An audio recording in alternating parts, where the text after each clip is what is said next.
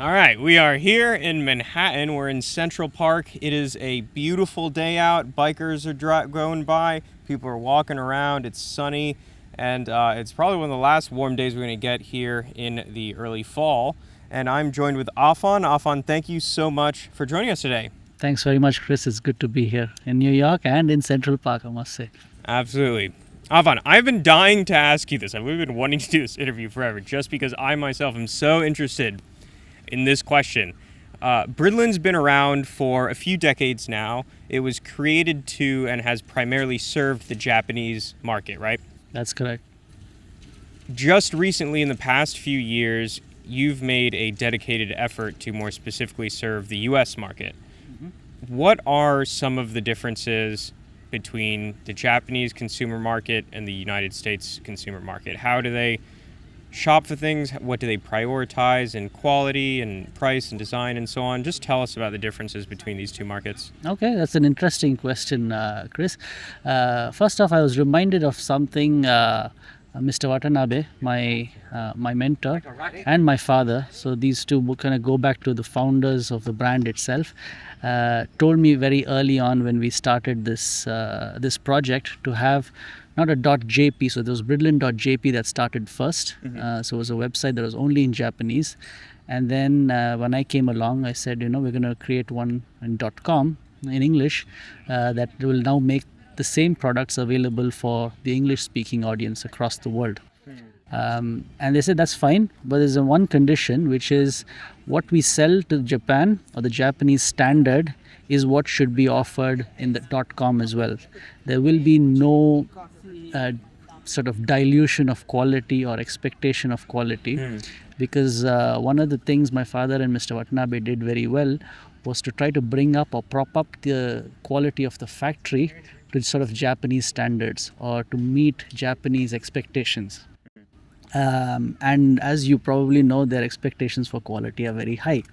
Now, just because we're making for a different market, be it India or the US, it should not be that those standards change. So first off, as far as the product itself is concerned, it's actually the same, be it for the Japanese market or for the Indian market. It's the same product, the same standards, the same specifications, the same leathers, all of that. But more to your point, I think, about what's different between these two markets. First, I'll speak about the Japanese market, right? Why did we go to Japan? Besides the fact that these two gentlemen were good friends, was the fact that in Japan, it didn't matter as much. And now I'm talking about 2010, 2011, 12, so going back a full decade now.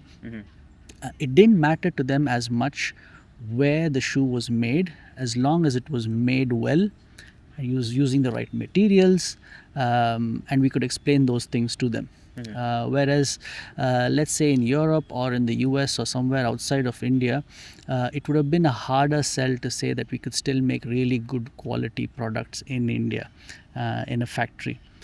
Whereas in Japan, it didn't matter as much.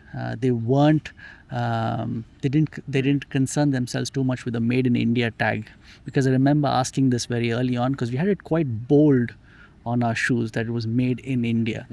And for the first time I saw those shoes in a department store in Tokyo, I asked the sales staff, do people worry about the fact that this is made in India? Because generally, and this is a generalization, it's assumed that it's not of the best quality when it says it's made in India. He said people don't concern themselves, in Japan at least. They ask us what's the leather.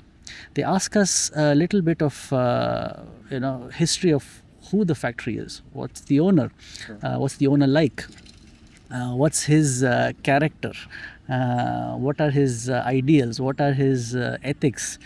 These things matter more to them than if the shoe was made in India or if the shoe was made elsewhere. So that's the reason why we started off in Japan, because it was an easier market to start off in some way. And then for 7-8 years, making for them, we kind of improved our standards, our quality, because when we started off, we made a shoe. Looking back at it now, we have come leaps and bounds in terms of quality since then. And at one point, we started the .com. Now, the .com is not specifically meant for the American market. It's just in English. Yeah. And it was only last year this time, October 2023, that we came out to America for the Super Trunk Show. Prior to that, we had a little bit of sales here and there from the US, but it was nothing big. Surprisingly, since then, things have turned for the better for us in the US market, and sales have grown really strong. Now, we aren't particularly putting out any messages that are specific to the American audience, but we do get messages, emails, and messages on Instagram asking for fitting advice. And here's where it changes a little bit. We see more interest for derbies, for bluchers. We see more requests for wider lasts, which we accommodate for, because I think that's something the American audience is used to having in terms of choice. If you go to a shop in America with the American brands, at least there are a few width options. So that's how it's a little bit different per se. In terms of the quality expectations of the American market, as we saw at the Super Trunk Show yesterday, and speaking to the enthusiasts at least, their expectations are the same. They want to know which tannery it is from, how this particular welt was stitched, where the insole material was from. But I can't speak too authoritatively about, let's say, the average American consumer. It's been all of 1 year for us in America. Okay. And to be honest, we're trying to understand that so we can go to a wider audience in America itself. I think for now, thanks to some publicity we've had over the last few months, that sort of wider audience is coming to us. We're seeing that these smaller details, as it were, don't matter to them actually as much, perhaps not even as much as it would in other parts of the world. They're very happy to see a value product. They're happy to see more information about who we are. So it sort of puts their mind to rest about the fact that even though it's made in India, it's made in a good factory with a sort of family-owned business who take care of the people who work for them and whatnot. And once they're sort of convinced about these things, they pull the trigger on it, so to speak.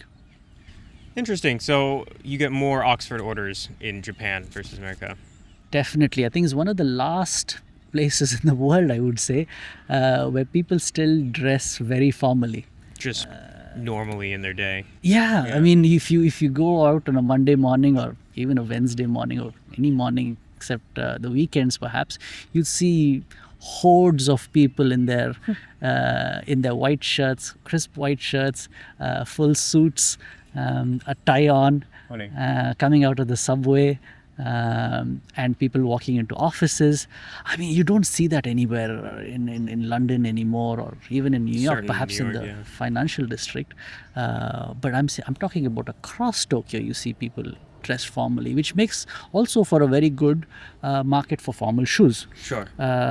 Something that's dying elsewhere in the world. Japan still continues to be a very important market for classic shoes.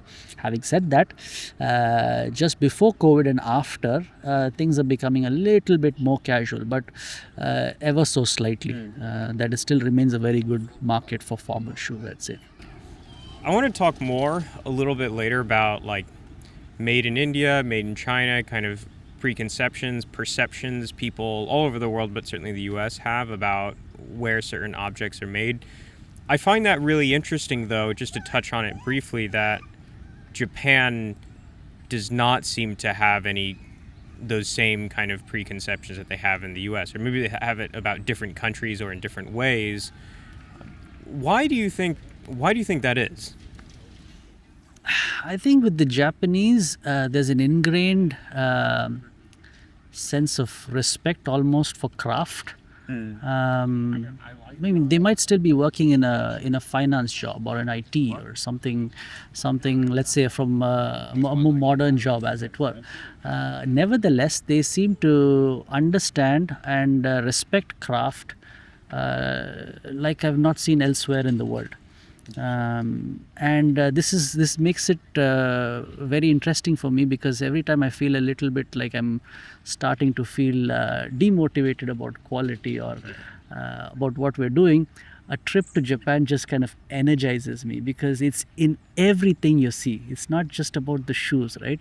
I'm talking about food in a supermarket. I don't know if you know about the convenience store culture in I Japan. don't. Tell Okay, us. it's 7-Eleven, what you had here. Okay. I'm sorry to say, yesterday I tried to walk into one, and I didn't step in. I just stepped back out. But I've never been to a 7-Eleven in America before. Okay. This was my first aborted attempt. Yeah, because I walked almost in and didn't like what I saw, and I came back out. Very understandable. But for me, that was a little bit strange, because in Japan, in Tokyo or elsewhere even, 7-Eleven, and then there's another couple of competitor stores. It's called Family Mart, and another one, which hold the highest quality standards for everything that they have in shop. Right from the time you walk in, firstly, it's very clean, well lit. The staff are very courteous. But then getting to the products, I'm talking about microwavable food that tastes so much better than sometimes gourmet food could. Freshly made food, and they've got sandwiches which are really, really nice, and you're not paying more than $1 or sometimes less for something else. So you don't necessarily have to pay a lot of money to get good quality. So that sort of ingrained mentality for quality in things, and that is not necessarily linked to you have to pay more to get better quality, is very, very interesting. And that's across Japan. I'm talking about convenience stores, I'm talking about food, but take stationery, very good quality stationery, and it doesn't cost much. And it's that attention to detail. It sort of get deeper and deeper and deeper into it. So if it's a sandwich, is how best can we cut the bread that it should taste in a certain way. How best can we make the egg, and then what's one step behind that, and so on and so on. And they just go into detail. It's almost obsessive. But it's that obsessiveness across the country, I think, across all stratas of society, that gets them to be where they are, which is very strange for some of us when we visit there once in a while, to see how important quality is. And they don't romanticize about it as we do. As you and I would, sometimes think about, let's say, craftsmanship and quality, and the fact that it has so much tradition behind it. All that is important, but they don't seem to think of that as much. It's simply that you got to get the job done, and it's got to be done the right way. Interesting. So it's like a matter of principle. You could say that it's a matter of principle, that if we do something, we just do it right. And I mean, another example comes to mind, which is the way they pack their there's another culture there where they have Japanese sweets, and it's a culture of gifting. So when you meet someone, after a while, you bring them some gifts, and it's usually a nice box of Japanese sweets. But you'd be surprised how well those sweets are packed. And it's all seasonal, because they have 4 very distinct seasons, and it's whatever fruit or whatever is in season. The sweets are made around that theme. And every time I go, there's something new, and it's so well packed.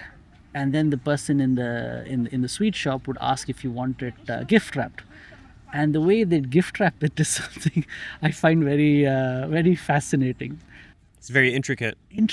Clean, and they do it with just one sellotape, where they kind of wrap the whole thing up, and they have classes for this. They have to actually qualify to be able to do something like that. So they almost have, I don't know, institutions in place to ensure that quality is a standard that is met. Be it at the higher, of course you could pay more and get much better quality, but to the average Joe, to me, you could get really good quality off the street. Yeah, that is so interesting, because I also, like, something I was fascinated with. I worked at bars for a long time in my life. I worked at, like, I don't want to say bottom of the barrel, it wasn't, but just like kind of lower mid-tier Mexican restaurants. I worked at really, really high-end, like really nice places. Um, and something that I don't think any bar, or maybe like some very scarce few in America, ever gets close to is the sort of bartending you see in Japan, which I'm sure isn't every bar in Japan, but like you can find videos on the internet, and they take bartending just to a level that is exuberant, almost doesn't even come close. I mean, it's just a level of mastery that is exceptional. There's certainly a very, like, forget the fact that the drinks need to be amazing. Obviously, the product has to be amazing, but just the creation of it it's like going to a theater. I mean, it's a total performative, there's a performative aspect to it, but it's not like performative in the way you have like Las Vegas flair bartending, which is like people throwing stuff up in the air and whatever. Which, like, not that that's bad, but that is almost performative just for the sake of being performative. Yeah, yeah. Whereas when you go to these Japanese bars, the performance is just a result of a mastery in the precision of economy of movement. So like everything they're doing is like they couldn't make the drink faster if they tried, because that's exactly what they're doing. But because they're doing it so well and so cleanly, it itself becomes a performance. It's like the performance of mastery, the theater of mastery, which I think I reflect on a lot, because it's just like you have to wonder, like, what does that say about their culture, that a business like that can exist, that people value enough to go and spend their money. And I think it's a wonderful thing, and probably again a reflection, like you said, of the wrapping and of the appreciation of products like shoes. Like it seems like it's just a culture that has so deeply ingrained in it, and I'm sure it goes back throughout history, and you can have a whole conversation, but I think so, yeah. Quality of goods and the spirit of making, and like the satisfaction of doing something with a level of expertise. Correct. I'm reading a book right now on the history of Japan, looking for clues where this kind of started. So I want to see where in history that this kind of this journey of obsession to quality and the details really started. I haven't really pointed it out yet in the timeline, but yeah, to your point, they have something called a tea ceremony. I don't know if you hear. I do know yes. of it, yeah, but and it's about the intricacy of the details, right? Yeah. But also in a more modern sense. The whole ceremony is important for you to enjoy the tea the way it's supposed to be enjoyed, but also calms you down. It's something you sort of take a break for and do it very mindfully, which is a word that's being thrown around more casually nowadays.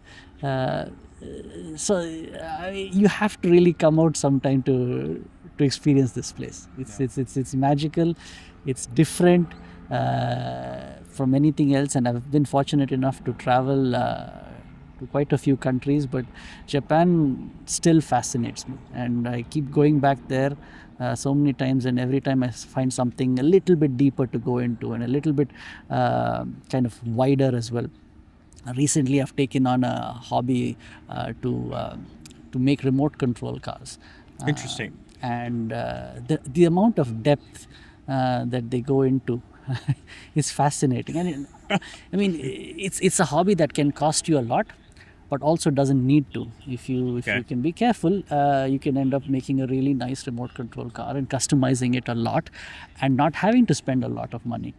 But it's just the details, and then it's not just one or two people or 10 people or 100 people doing this. There are thousands of people in this hobby. Yeah. And as you might probably know, they're very strong on hobbies, very specific hobbies, and this is just one of them. I didn't really know that. Okay, that's interesting. I mean, hobbies are a big part of their culture, because they start to kind of go very deep into one particular, let's say, craft. Mm-hmm. And spend, well, almost a lifetime doing it, and maybe they do a few crafts. But Mr. Watanabe actually told me to pick up a few hobbies and go deep into it, because he's a shoemaker, but he also does a few other crafts, and he explains how his other crafts kind of help him bring certain aspects of their excellence of the other crafts back into shoemaking. So he's a welder. He's a world-class welder. Mr. Watanabe. Yes, Wow, he is. interesting. He's a world-class Shoes and welder. welding. Shoes and welding. He also worked in kitchens before, and Fascinating. has a, I don't know what exactly this is, but a sort of license to learn how to cut. Is it puffer fish? That's the poisonous one. Yeah. I think Yeah. so, So you need to have certain grades of to become a chef, and then to get onto to being able to cut a puffer fish in a way that's not poisonous for it to be served. Interesting. So he did this in his early years. He learned how to drive huge trucks. He's a man of many talents, but nevertheless, he says, you get into one, and he said you'd go into it deep for about 4-5 years, and then move on to another craft, and then take something from that. But then he said, I'm a shoemaker first. I'm trying to learn from the other things, like woodwork is another thing he does very well, and bring parts of that craft into shoemaking. So he encouraged me to take on a few hobbies, and we are in this area called Akihabara, which is where a lot of this hobby culture is very strong. And I have an affinity for cars and racing cars, and much earlier I did that a little bit. So it was nice for me to go back to remote control cars, and now I build them in my free time. That's so cool. I think that's so interesting, because I was thinking when you're talking about how it's valued and encouraged and very much part of Japanese culture to like have a hobby and like get really into it, or maybe do multiple things, is like, I think it's an interesting difference, because in America, we value hobbies and so on in America, but it sounds like to have an almost obsessive level of detail is, well, in America we would often use that word, which is obsessive, which kind of denotes that like something's wrong, right? It's like you have like, you can say it's autism. It's a negative term almost, yeah. Which I think is really interesting, and I don't want to demonize that, because what I think is interesting about American culture is that we are, I would say, like, and I'm not going to pretend like I know everything about all these other cultures, so I'm just speaking America, and maybe there are other countries that are like this too, but I feel like America is just the very embodiment of the Pareto principle. Do you know that principle? It's like the 80-20 rule. So the idea is that 80% of your output comes from 20% of your input, right? So the majority of your results come from the minority of your input, right? So like you invest in a company for 10 years and you make, 100% return, like 80% of that return might just come from 2 banger years that company has. Yeah, the 80-20 rule, yes. Yeah, and so this is like, this is not just like a way of thinking, it's almost like a material way in which things just happen. But I think America is so, like, the definition of mastery is to not stop at the 20%. It's to keep going. It's almost like by definition to be inefficient in a way. But and so in America, I think in general we kind of see people go through that path of mastery, and here we're very functional people, I would say. In America, we're very utilitarian. It's like we're doing something to get to the end goal. The end goal is not the doing; it's the getting the thing. Yeah.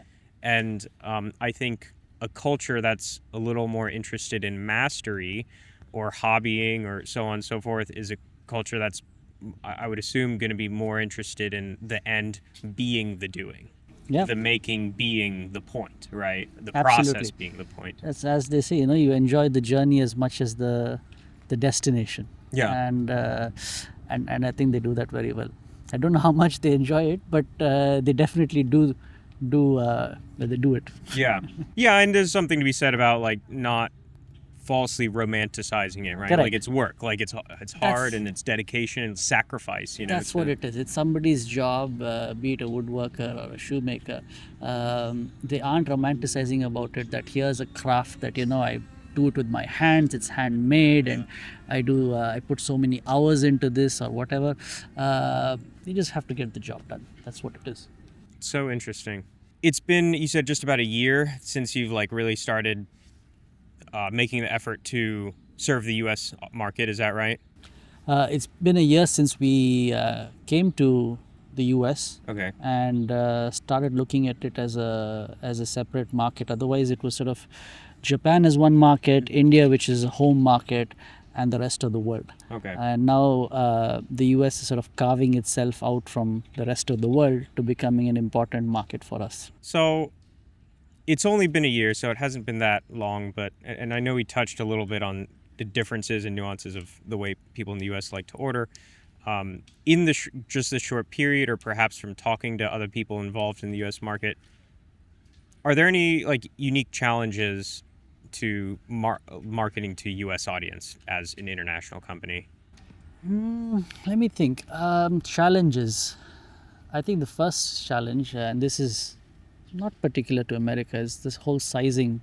How do you size Interesting. customers? And here, because you have the US sizing system and we go by the UK sizing system, you have that one size difference. And then a lot of people wear sneakers here, and usually for sneakers you size up one as well. So it's that. So when people order, they probably might not see that we're the UK system and go ahead and order it in their normal size. So that's a challenge. But we overcome that by sort of sending out an email once we have an order in, to ensure that the size what they place the order for is what they meant. In that, have you taken into consideration that we're a UK size and whatnot. The other challenge I can think of is logistically, we're based in India. We're talking about a 10-11 hour time difference. Service is very important in America, as I can walk around and see, and it should be so.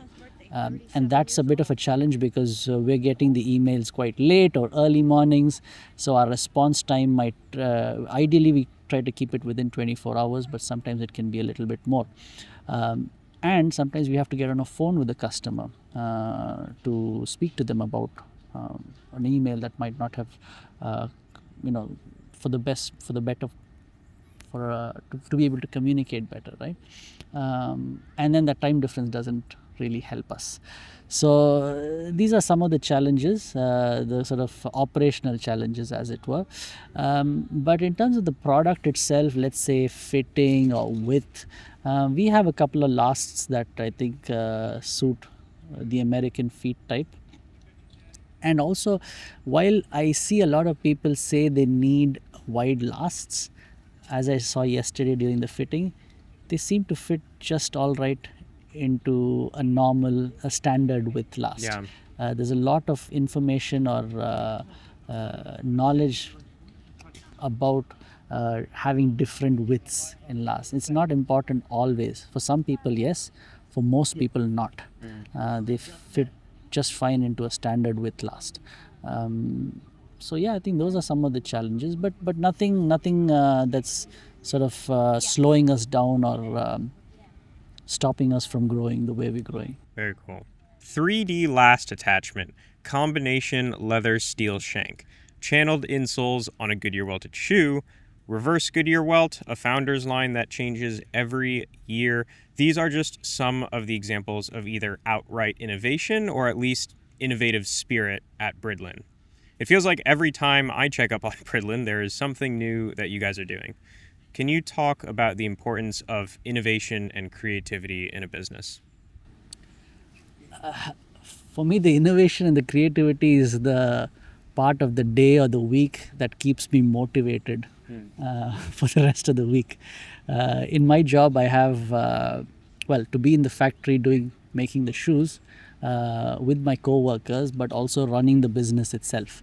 The first part is what I enjoy most, and I put on my calling card.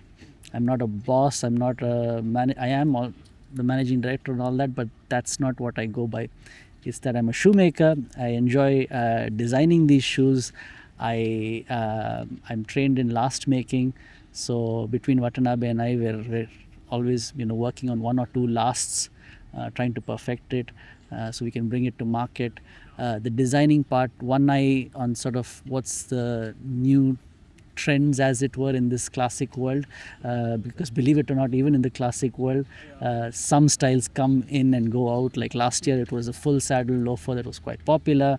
It looks like double monks are making the rounds again now. Funny.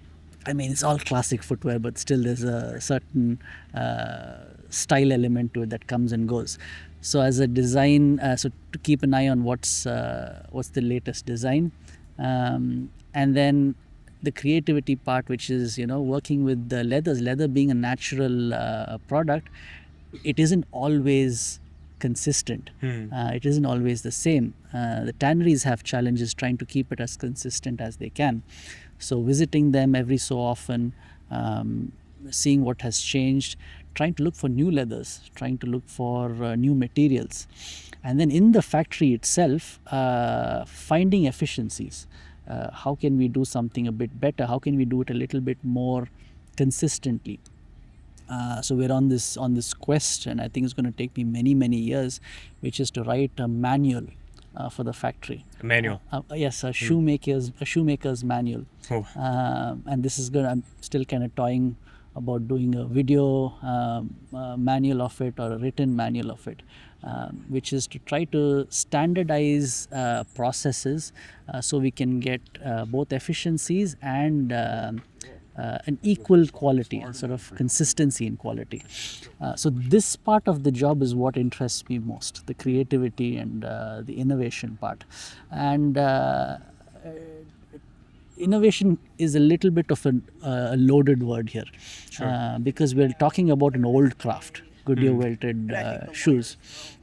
So really we're looking for what has been done in the past that perhaps is more difficult to do, or sometimes never done in a factory, and how can we do that now?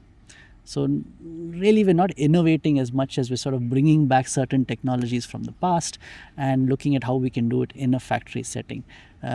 So one of the other things we try to do is to try and bring as many bespoke elements or concepts from bespoke shoes into the factory. And some other things are that have always been done in the factories before, but the last 30-40 years, because of sort of efficiencies, have been either let gone or forgotten over the years. So we're trying to bring those back. And it might have been done in factories in Northampton, where there were hundreds of factories at one point, but now that there are only a handful of those, even the craftsmen that were doing it are no more.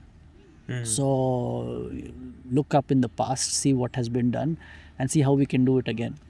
So innovation is very important for me. It keeps me motivated and interested, and also prevents you from getting lethargic. If you just kind of sit down and say, hey, I've made a great product, now let's just go out and sell that, I think you're going to stop and start to fall behind. But if you keep innovating, that's one way to stay ahead of the game and hopefully bring more to the market, and try to save some crafts that have been forgotten over time. So very important for me. Yeah. I think and innovation, I actually thought about that word because that is I think you're kind of catching on to is that it is an inappropriate word because it's not like, again, that all these things like that I listed are necessarily new. Some of them maybe, but a lot of them are things that were done in the past or perhaps done handmade shoes that you're bringing into a new context into the factory and trying to provide that sort of facet of quality into your product, which we can kind of like people could deliberate over whether or not that's innovative or not. But I do think if it's not an outright innovation, there's like something innovative just about the spirit of trying to evolve an idea, even if that idea itself has been around for a very long time. I'd still put all of that under innovation. I agree with you. Yeah. Just coming at it at a different angle, rather than sort of looking into the future, looking at the past, and then trying to innovate how we can bring that into the factory. Yeah, I love the way you put it. I love how you put it that way because I studied art. We talked about that. I worked in ceramics. I'm doing video editing, which you could say is creative, and I'm always interested in creativity and creative ventures and what that word creativity means. And I think a lot of people, they think, oh, if I want to be creative, I need to go outside the box, is a term that we use a lot, at least here in America. And what I've found, at least in my experience, is that things that we would call creative, like products, art, whatever, results that we would call creative, processes that we would call creative, they actually more often are not going outside the box, but finding a very small corner within the box and going really deep into that corner. You know, it's like doing something that isn't creative at all, or like isn't new, doing something old, but getting so involved in it that you somehow find a way to evolve that old idea into something new. And Yeah. I think that's where creativity comes from. It's not from going Out of the box, outside, yeah. it's from going really deep inside. It could be a corner of the box that has not been visited for a very long time, or you just found this corner now. Yeah, yeah. I want to talk about on this subject, I want to talk about the Founders Line a little bit, actually, because when I see the Founders Line, when I saw it in 2024, you just showed me at the Trunk Show, the 2025 Founders Line, it feels, at least to me, when I see it, I kind of see the maker of these products like having fun. Yes. And that's like what I see, because like I see it, I'm like, this is just kind of cool. Like it's kind of like, and it's just like experimental and doing interesting things. And you know, I think even a better question than what I just asked about creativity is like, in what ways do you think having fun is important in a business? I think you kind of nailed it correctly. The founders lines features more or less come from me and my co-workers having fun, and some parts of that fun make it into the line itself. Also, we're trying many things, and not all of them are nice or really add anything substantial to the product. It's some of those fewer things that we finally bring to the space. The reasoning for this was that I think about 4 or 5 years when we just started off the founders line, I had a feeling that as a factory and as a team, we were getting stagnant a little bit. Interesting. Because prior to that, we had the energy of the founders. My father, because he was in the factory all the time, we had that energy kind of driving us, always looking for efficiencies, always looking for how we can do things better. And then Mr. Watanabe's skill sets that he'd bring, and he had so many things he just wanted to teach us, that when both people stopped being in the factory, my father passed on, and Mr. Watanabe, after COVID, was not able to come into to India. I started to feel we were getting a bit stagnant. So I got the guys together and I said, remember 2 years ago when every day was a challenge because we were being pushed or pulled in this direction, or how can we do that better, how can we make this look better, and this pattern just isn't quite right, so we've got to start all over again. I said we're starting to lose this. So in the spirit of what they wanted us to do, let's start this thing called the Founders Line. And here we start to play with things. The main line is where we have our standard, so to speak, bread and butter articles and styles. But in the Founders Line, let's just go a little bit creative and see what comes out of that. And perhaps some parts of that we will then bring on to the main line. And so we called it the sort of Formula One team, where some technologies from the Formula One team eventually make it then to the road car. And so that's how it started. The first thing we experimented with was fiddleback. We saw lots of videos on the internet, on YouTube, and then we started to go deeper and deeper, and then we found some Japanese videos talking about how to do fiddleback, almost a step by step, except it was all in Japanese. Nice. And so closed captions was just sort of coming around, but it wasn't very useful. The Japanese to English translation is almost always very bad. Okay. But nevertheless, studying those videos over and over again, we might have seen it 300 times or something. We kind of were able to make the first fiddleback. But it's all well and good to be able to make one pair. How can we make it consistently for hundreds of pairs once we start getting the orders? And that's when we switch off YouTube and say, okay, now let's try and do this in our factory setting, right? How do we make it efficient? So that was the first kind of feature, as it were. And then also we started to get requests for certain leathers that were a lot more expensive than what we could put on the main line. So we said this is an opportunity to now work with these tanneries and put it at a different price point. So that's how the founders line started. And since then, we have this culture that let's keep trying something new. Not all of it will be taken to the founders line, but some of them will.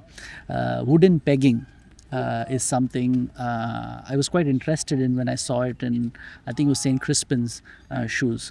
And then delving a little bit deeper into it, I found that it's actually started off from cowboy shoemakers.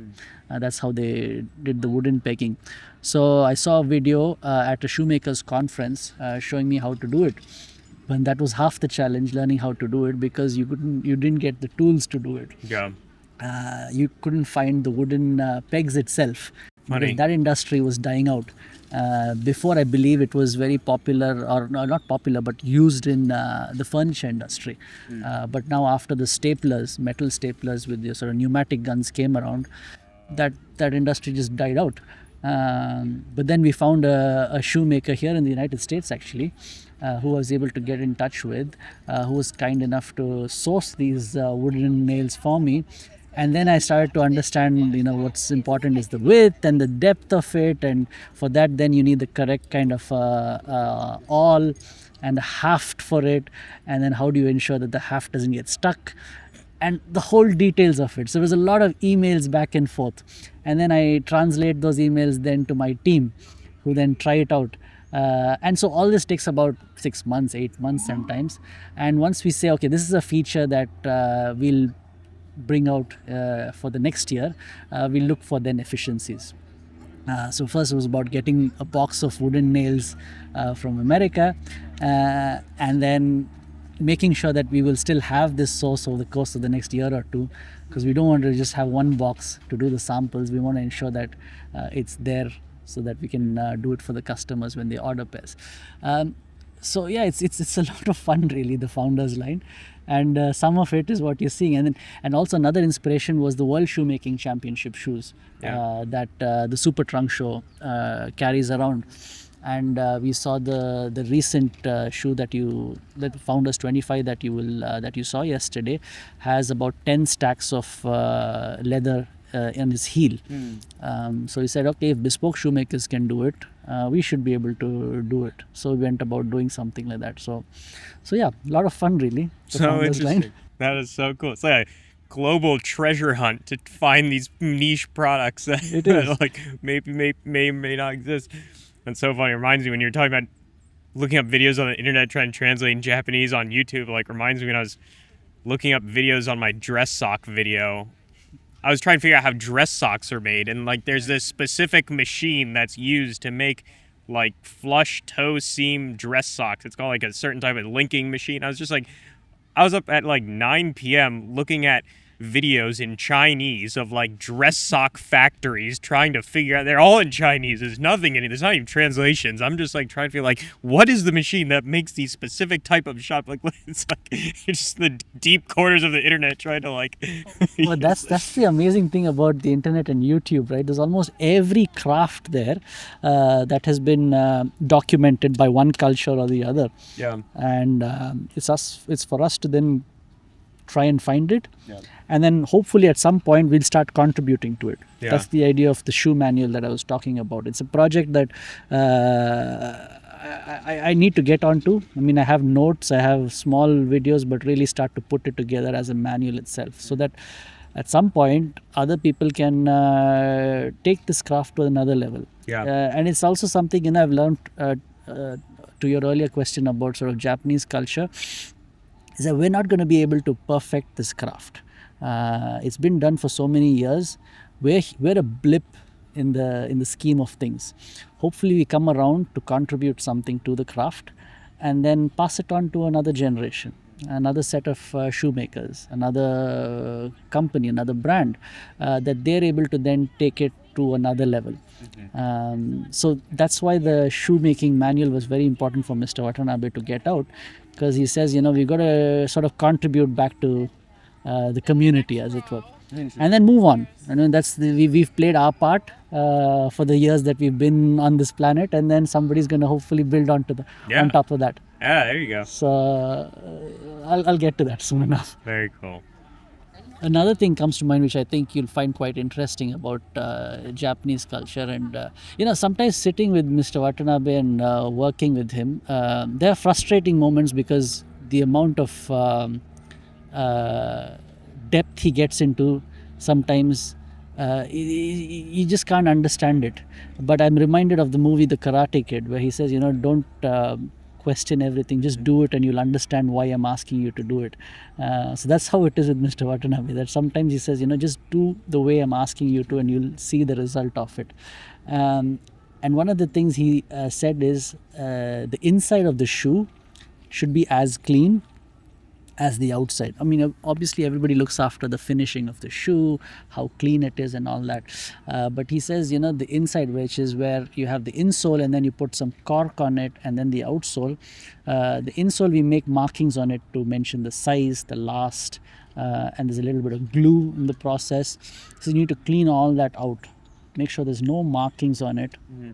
Keep it as clean on the inside as you would on the outside, because it's not today but 3, 4, 5 years later some cobbler in the world is going to take the shoe apart to resole it, and at that time he should almost pay respect to the shoemaker that somewhere in the world this guy did a really good clean job. And though we won't get the thanks or hear from him or his ideas of what he thought of the shoe, that it's important to leave something clean. Yeah. And so we try to follow that.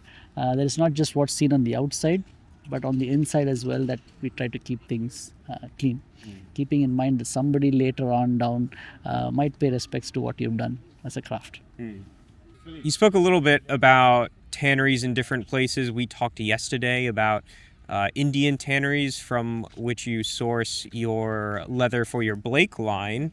And you were telling me about how some of these Indian tanneries are have quite good products, and I'm really interested in that because I don't myself know much about Indian tanneries. I don't think most people do. Can you tell us about Indian tanned leather? Tell us about Indian tanneries. Sure. I'll tell you the little I know. I'm still learning on the job, but we buy from quite a few Indian tanneries, not just for the Bridlen project, but for other businesses as well.